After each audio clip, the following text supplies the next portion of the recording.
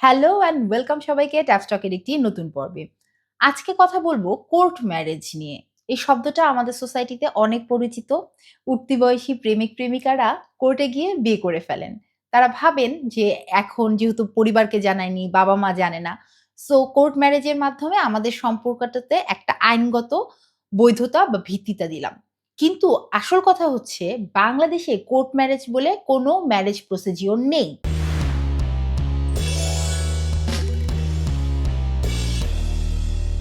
Court marriage শব্দটা আসলো কোথা থেকে?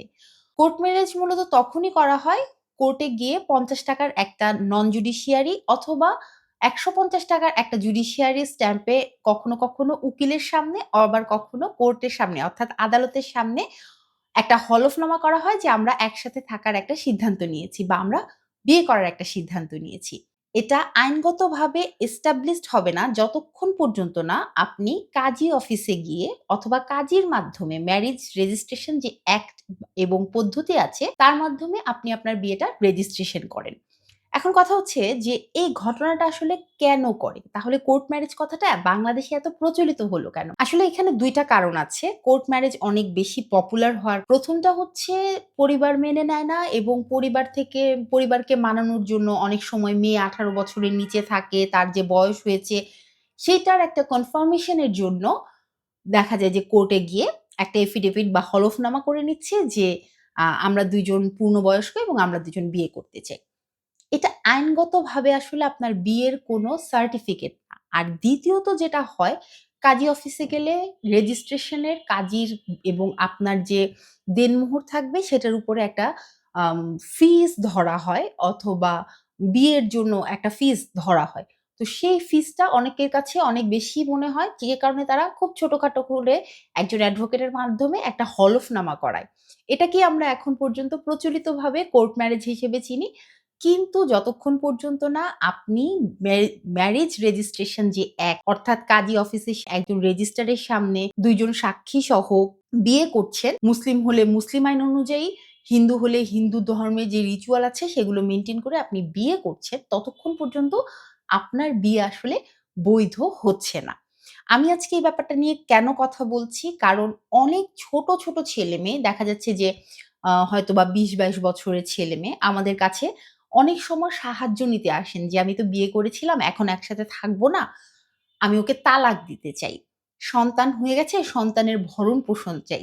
দেখেন যেখানে বাংলাদেশের আইন অনুযায়ী কোর্ট ম্যারেজ করলে আপনার বিয়েটাই বৈধ না, সেখানে আপনি সন্তানের বৈধতা কোথা থেকে পাবেন? এক ধরনের আপনি যে কোর্টের কাছে দাঁড়িয়ে দাবি করবেন, "আমি তার স্বামী, আপনি আপনার সন্তানকে চাচ্ছেন" অথবা "আমি তার স্ত্রী, আমি আমার দেনমোহর চাই।"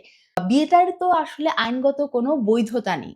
সেখানে আদালত আপনাকে কিভাবে আপনার বিয়ের যে সকল অধিকার একজন নারী হিসেবে অথবা একজন পুরুষ হিসাবে আপনি পেতে পারতেন, সেগুলো দাবি করবেন। তাই আপনাদের সকলের কাছে অনুরোধ থাকবে, আপনাদের আশেপাশে ছোট ভাই-বোন অথবা অন্য কেউ যদি কখনো দেখেন যে কোর্ট ম্যারেজ করে বলছে যে, "আমরা বিবাহিত বা আমাদের বিয়ে হয়েছে।" এটা আসলে আপনারা শেয়ার করবেন আমার এই কনটেন্টটা যে, "দেখো তোমাদের কিন্তু বিয়ে হয়নি।" বিয়ে হওয়ার জন্য বেশ কিছু নিয়মকানুন আছে। মুসলিম হলে মুসলমানদের ধর্ম অনুযায়ী আক্ত হতে হবে, কাবিন থাকতে হবে অর্থাৎ দেনমোহরের একটা পরিমাণ থাকতে হবে, ২ জন সাক্ষী লাগবে। সমস্ত কিছু কমপ্লিট করার পরেই কিন্তু মুসলিম অ্যাক্ট অনুযায়ী আপনার বিয়েটা সম্পন্ন হবে এবং হিন্দু হলে এফিডেভিট আপনি করতে পারেন। আপনি একটা হলফনামা বা একটা মানে যেটাকে বলে হচ্ছে একটা দলিলে একটা প্রমাণ রাখতে পারেন যে আপনি বিয়ের বন্ধনে আবদ্ধ হচ্ছেন বা হবেন এরকম একটা চুক্তিনামায় আসতে পারেন। কিন্তু বিয়ে আপনার তখনই হবে যখন আপনি হিন্দু রিচুয়ালস গুলো মেনে চলবেন। ইন্টার রিলিজিয়ান দের জন্যও কিন্তু আমার একই কথা প্রযোজ্য। অর্থাৎ ধরুন পুরুষ মুসলমান, নারী হিন্দু সেক্ষেত্রে কিভাবে বিয়ে করবেন? স্পেশাল ম্যারেজ অ্যাক্ট বলে একটা অ্যাক্ট আছে। সেখানেও বেশ কিছু নিয়মকানুন লেখা আছে। ৩০ দিনের মধ্যে রেজিস্ট্রেশন কমপ্লিট করতে হবে। আপনার সেই রেজিস্ট্রেশন কনফার্ম করতে হবে এবং বিস্তারিত বলা আছে সেভাবেই কিন্তু বিয়েটা কনফার্ম হবে। কিন্তু এফিডেভিট অথবা কোর্ট ম্যারেজ করে বিয়ে কনফার্ম হয়ে যাচ্ছে এটা কিন্তু ভুলেও বিশ্বাস করবেন না। আপনাদের সবাইকে অনুরোধ করব এই কনটেন্টটা সবার মাঝে ছড়িয়ে দিন। ভুল ধারণা থেকে বের হয়ে আসুন। কারণ একটা ভুল ধারণা আপনার ভবিষ্যৎকে অনিশ্চিত করে দিবে। অনেক ধন্যবাদ। সকলে ভালো থাকবেন। সকলের মঙ্গলের কামনায়।